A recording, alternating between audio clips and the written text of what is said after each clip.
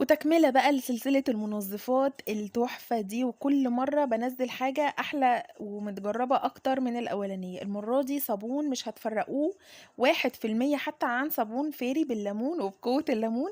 بُصّوا تحفة وقد إيه ناعم جدًا على البشرة وآمن وبينضّف ورغوة هايلة، ويعني ما فيش بعد كده. هاقول لكم كل التريكات فيه وإزاي يطلع معاكم بالشكل اللي أنتم شايفينه ده وبالكمية دي.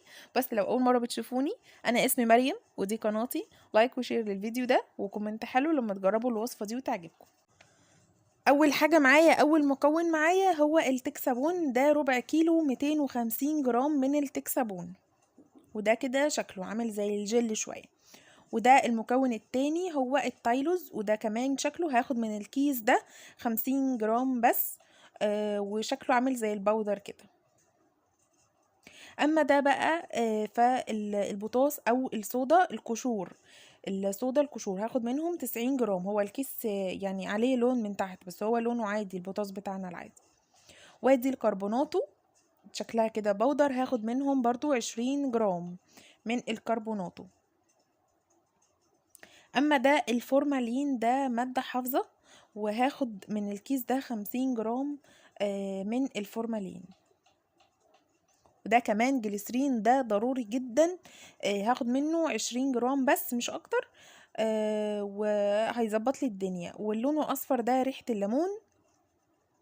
وده السلفونيك. السلفونيك معايا نص كيلو من السلفونيك، وده هكمل بيه احتياطي. وده ملح الليمون، وده كده طبعا شكله هاخد منه برضو 20 جرام. وكل المكونات هكتبها تحت في صندوق الوصف بالظبط، بالجرامات بالظبط. اول حاجة معايا وهسيبها بقى يعني تهدى شوية كده مع نفسها، هجيب 90 جرام من المية، وهحط عليهم 90 جرام صودا او بوتاص القشور زي كده.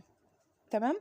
وحاولوا تكون المية تكون من التلاجة علشان ما تاخدش وقت في ان هي تبرد، او بمعنى اصح كمان ما تطلعش ريحة نفاذة قوي اول ما نحط عليها البوتاص. فحاولوا تكون مية ساقعة وتحطوا 90 جرام مية و90 جرام بوتاص، وتقلبوهم مع بعض لحد ما يدوب خالص، وبعد كده تركنوه على جنب لما يبرد نقدر نستخدمه.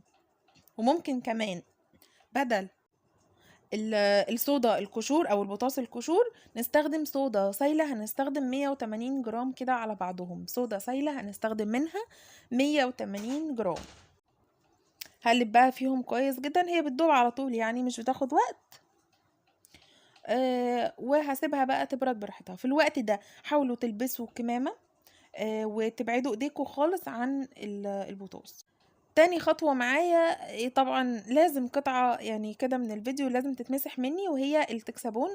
حطيت على التكسابون اهو، التكسابون اهو حطيته بقى في الطبق الاحمر ده، وحطيت عليه من الملح ده ملح طعام عادي يعني. حطيت عليه 250 جرام او ربع كيلو يعني. حطيت التكسابون وحطيت عليه الملح وقلبتهم، ادوني الشكل الابيض اللي شفتوه ده. وابتديت بعد كده انزل باللتر ونص من المية عليهم. قلبت الاول التكسبون مع الملح يعني دقيقة بالظبط مش اكتر، وبعد كده نزلت بالمية عليهم. بس هي دي الخطوة اللي اتشالت، وانا بحط الملح بس على التكسبون. وبعد كده ابتديت ان انا اقلب. بصوا جبت بالمعلقة عشان اجيب الاطراف بتاعت الطبق عشان اتأكد ان كل حاجة اختلطت. واول ما بحط الملح عليه طبعا هو قوامه بيتقل. بصوا قوامه تقيل جدا يعني. وهسيبه برضو على جنب، وهكمل باقي الخطوات هقول لكم برضو هضيفه امتى على باقي المكونات. هنا الطبق بقى معايا حطيت فيه تقريبا 9 لتر من المية. دول تقريبا كده في حدود 9 لتر يعني. والميزان جنبي، وابتديت بقى اوزن. اول حاجة هحطها هي الكربوناتو وملح الليمون. هحط 20 جرام كربوناتو و20 جرام ملح ليمون، وكل مكون طبعا لوحده وهديله حقه في التقليب. ادي الكربوناتو تقريبا حطيتها اهي على المية وهقلبها. هتدوب كويس جدا، هتدوب تماما. وبعد كده هوزن برضو 20 جرام من ملح الليمون وهنزل بيهم على المية. وبرضو هقلب كويس جدا.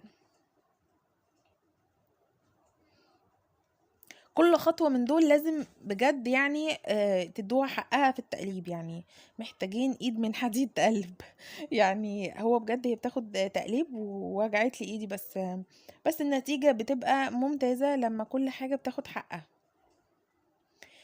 لما قلبت خلاص الكربونات وملح الليمون كلهم على بعض كويس جدا، وزنت التايلوز وكان هو ده الوزن المناسب، دول 50 جرام.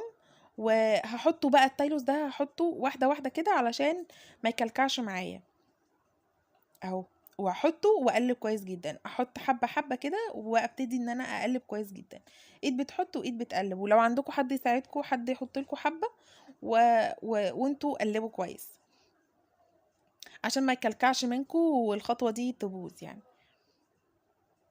يبقى كده اول حاجة حطيناها الكربونات، وبعد كده ملح الليمون، وبعد كده التايلوز، وكل مرحلة من دول بتتقلب لوحدها. بعد التايلوز على طول هحط الصودا بتاعتي بعد ما هديت شويتين كده، هي دلوقتي مش سخنة خالص، كانت هديت ونزلت بيها على طول على التايلوز. نزلت بيها على التايلوز وابتدى القوام يتقل معايا، ويعني يديني قوام شبيه شوية كده ايه للجل، يعني قوام ابتدى يتقل، مش مية خالص، لا هو ابتدى يتقل معايا. هبتدي ان انا اقلب فيهم شويتين 3 كده، انا عمالة اقطع من الفيديو علشان ما اطولش الفيديو اكتر من كده. بصوا القوام اهو، بصوا عايزة اوريكم القوام تقيل شوية، مش مية سايلة لا. وبس كده هركنهم بقى على جنب بعد ما اكون قلبت شوية فيهم، يعني مثلا في حدود 5 دقايق، اسيبهم بقى نص ساعة وارجع لهم تاني. هو ده كده القوام، كل خطوة هعملها هوريكم وصل لايه اهو، شايفينه عامل ازاي، بينزل ازاي، قوام مظبوط جدا. ممكن تسيبوه كمان نص ساعة وممكن تبتدوا تشتغلوا فيه كده. هنزل بعد كده بالسلفونيك عليه واقلبه كويس جدا، قوامه برضو هيتقل زيادة، اول ما انزل السلفونيك قوامه هيتقل زيادة. بصوا عامل ازاي، تقيل جدا جدا على ايدي يعني اهو. بصوا السلفونيك ده 500 جرام يعني نص كيلو، وادي ازازة كمان فيها لتر ونص من المية هنزل بيها على الصابون واقلب كويس جدا. يعني انا بس عايزة اخف تقله على ايدي شوية وعلى المضرب عشان اعرف اقلبه كويس واخلطه باقي المكونات كويس، فنزلت بلتر ونص كمان. قست قست البي اتش، وهقول لكم هقيسها ازاي. قست البي اتش في الوقت ده فلقيت ان هي قليله ومحتاجه نسبه بوتاص تاني او صودا تاني، فدوبت معلقه واحده بس من البوتاص، معلقه صغيره في ربع كوبايه ميه، ونزلت كده حبه صغننين. وهقيس البي اتش، بصوا هوسع الرغوه واقيس البي اتش واشوفها تمام كده مناسبه ولا. بصوا هقيسها تاني قدامكم عشان الحته اللي فاتت اتقطعت اهو.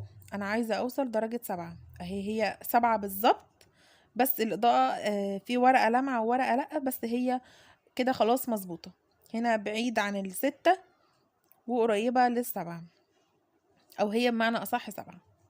يبقى انا كده البي اتش بتاعي ممتاز. جبت بقى باقي المكونات، ده التكسبون على الملح على الميه، جبتهم قلبتهم كده، وبعد كده هنزل على الميه بقى الكتير اللي احنا حطيناها دي. في الاخر خالص اقول لكم حطينا قد ايه بالظبط من الميه، ممكن تزودوا اكتر كمان. نزلت بقى بالكميه برضو حبه حبه كده، وابتدي ان انا اقلب وانزل بالباقي واقلب بقى كويس جدا، واديها حقها برضو في التقليب، كل خطوه زي ما قلت ليها حقها في التقليب. بعد ما خفيته شويه من السلفونيك تقل تاني جدا اهو، لما حطيت التكسبون والملح اللي دوبناهم في المية. حطيت ازازة برضو تاني لتر ونص من المية، وابتديت ان انا اقلب كمان، وادي ازازة تاني. طبعا انتوا هتتلخبطوا في العد، فانا هو تقريبا عمل لي في حدود 20 لتر من الصابون، وممكن تزودوا على حسب انتوا عايزينه قوامه عامل ازاي، تقيل خفيف، زودوا بقى براحتكم. انا كل ده يعني عماله اقطع من الفيديو عشان ما اطولش الفيديو اكتر عليكم.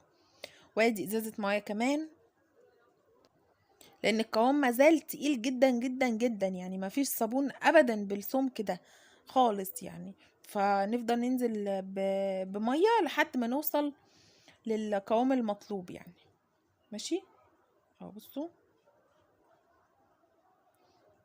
تقريبا ابتدى، ولما بنسيبه بيتقل شويه تاني كمان، فهسيبه تقريبا ومش هزود تاني لحد ما اشوف القوام هيوصل لايه.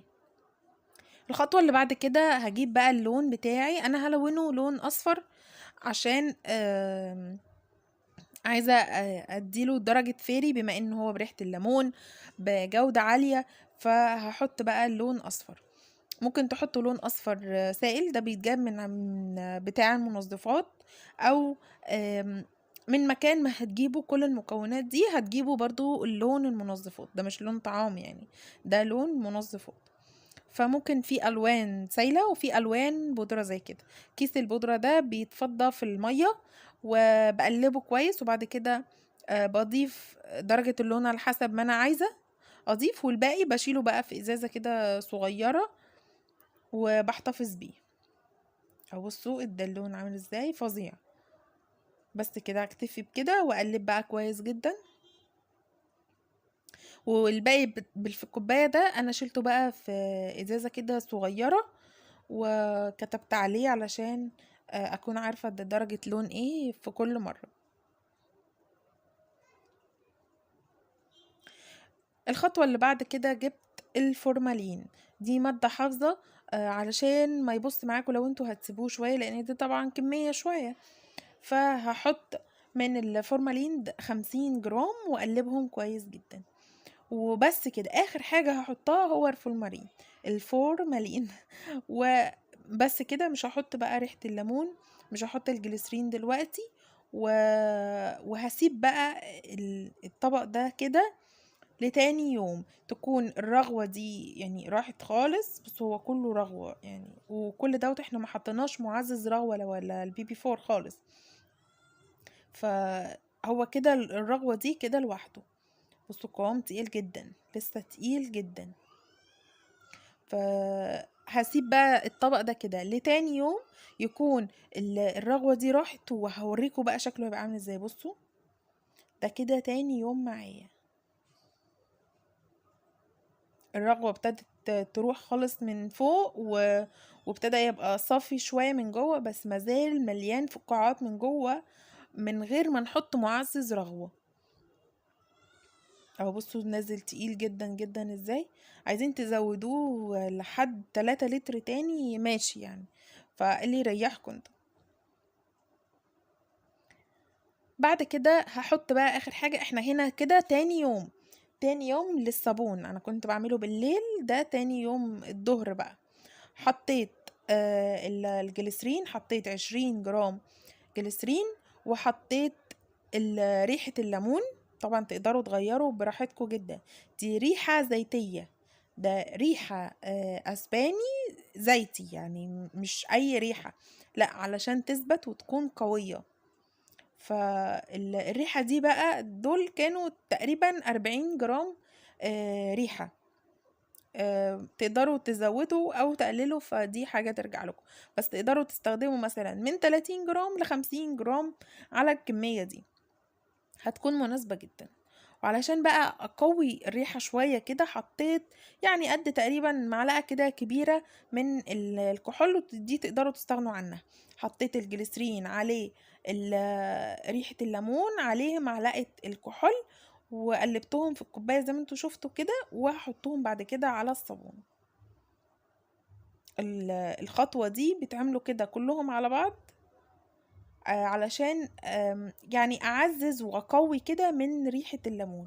انا عايزة اوصف لكم قوامه عامل ازاي بعد كده، ممتاز بجد، مفيش بعد كده. لو جربتوه بجد هتدعولي وهتوفروا كتير جدا جدا جدا. شوفوا بقى ازازة الفيري دلوقتي عاملة قد ايه، واحنا هنا هنكلفهم قد ايه، وهتعمل لنا اكتر من 20 لتر.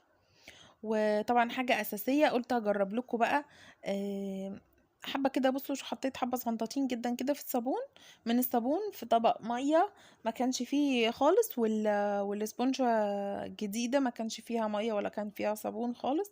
وحبيت اوريكم الرغوة، وادي الرغوة وكله تمام بجد تحفة. هتدعولي بعد الفيديو ده، ولو وصلتوا معايا لحد دلوقتي في الفيديو اعملوا لي لايك للفيديو الجميل ده، وسبسكرايب للقناة لو لسه ما عملتوش سبسكرايب، وتفعلوا الجرس عشان يوصلكم اشعار بكل وصفة جديدة بنزلها. واشوفكم بقى في فيديوهات تانية كتير جدا.